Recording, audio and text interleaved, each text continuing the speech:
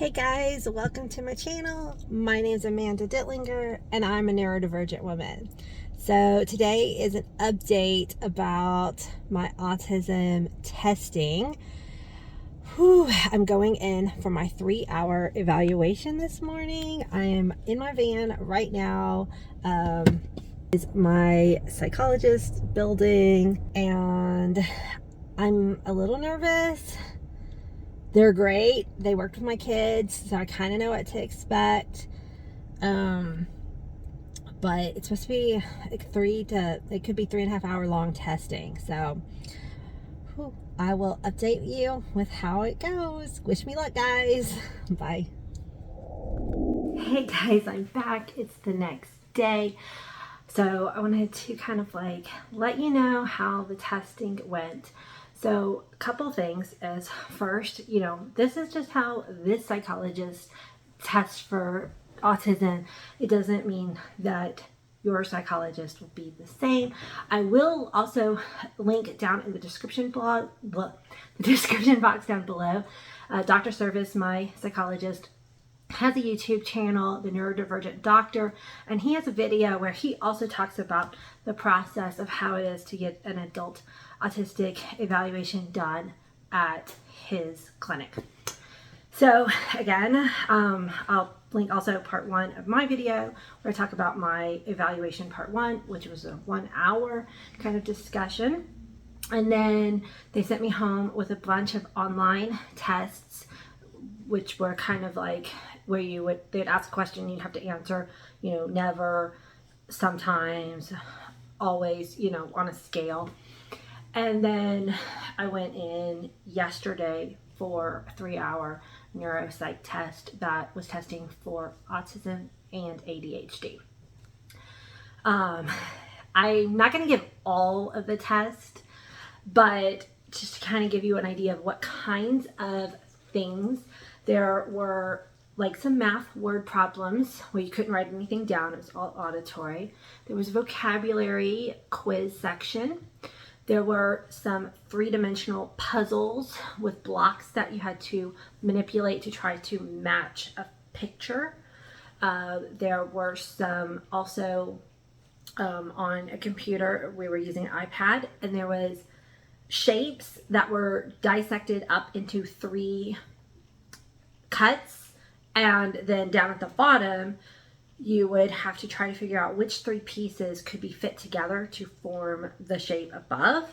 And they were, some of them were fairly easy, and then the shapes got really complicated.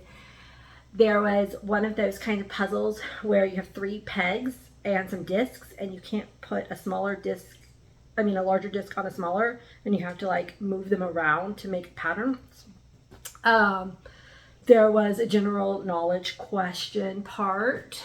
Then, let me think. Oh, there were some pattern recognition things on paper that we had to do with a pen.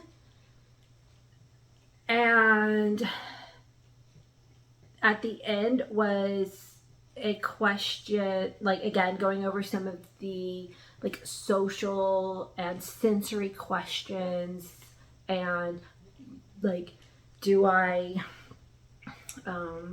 deal well with change, and like some anxiety type questions, things like that.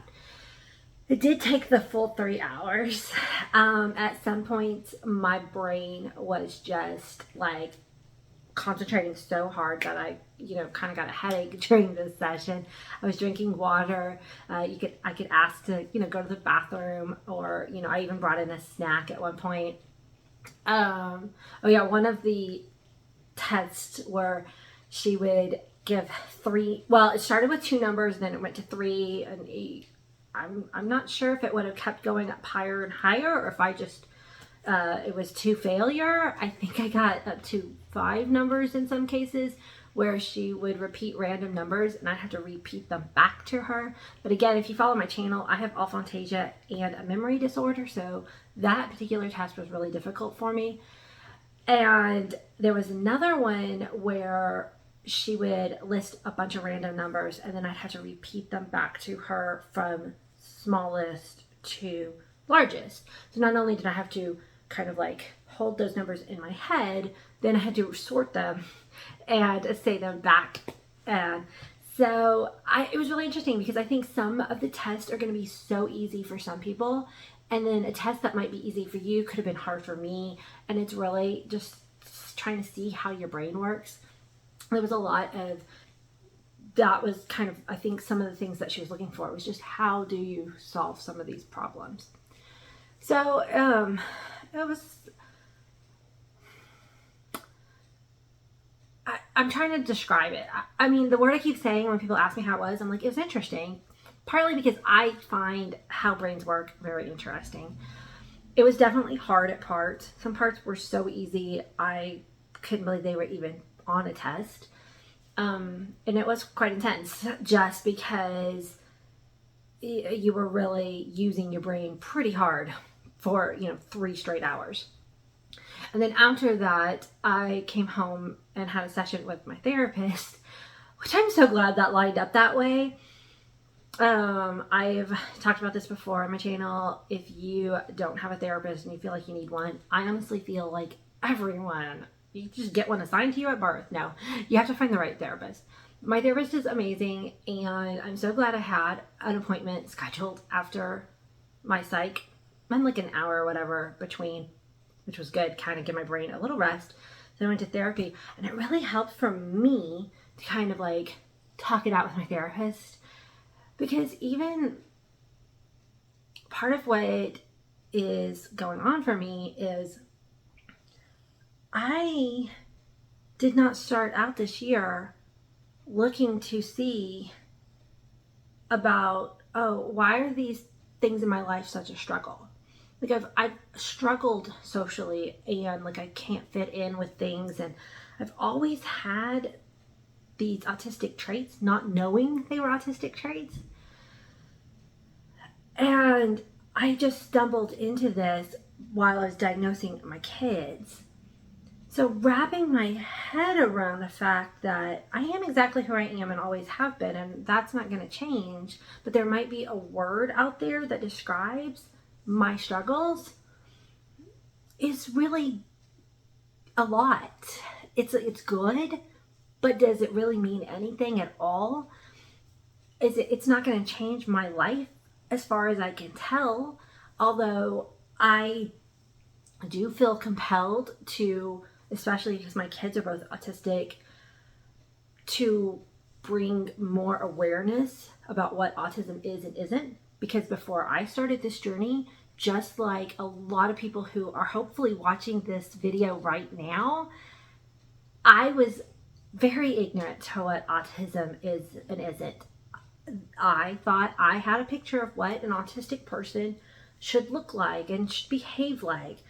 And that is not what autism is. Autism is a way your brain is different from a neurotypical brain. And there's so many traits that every autistic person can show up differently in the world. And we just need to have language where we can all kind of go up to each other and go, I'm having difficulty with this, and these are the things that will make it easier for me. And then if that person can provide that, then that can help. And until then, having words like, hey, I'm autistic, I need help with this, sometimes that can shorten that communication gap. Anyway, I just wanted to give y'all an update. And I will get the feedback on October 10th. And it'll be interesting because if for some reason through all of this and I'm taking this test and he says you're not autistic, that's going to be an interesting conversation too. Because I'm still learning, and we're all, all of us, everybody, every day is learning through life, right? You learn every day or else you're dead. But it's interesting because there's a lot of people out there who are self-diagnosing, and self-diagnosis is accepted in the autistic community. So right now I'm self-diagnosed as autistic, and I'm very curious to hopefully see that matches up with an official diagnosis. And if it doesn't, then I told my therapist, I'm like, I'm gonna really need you.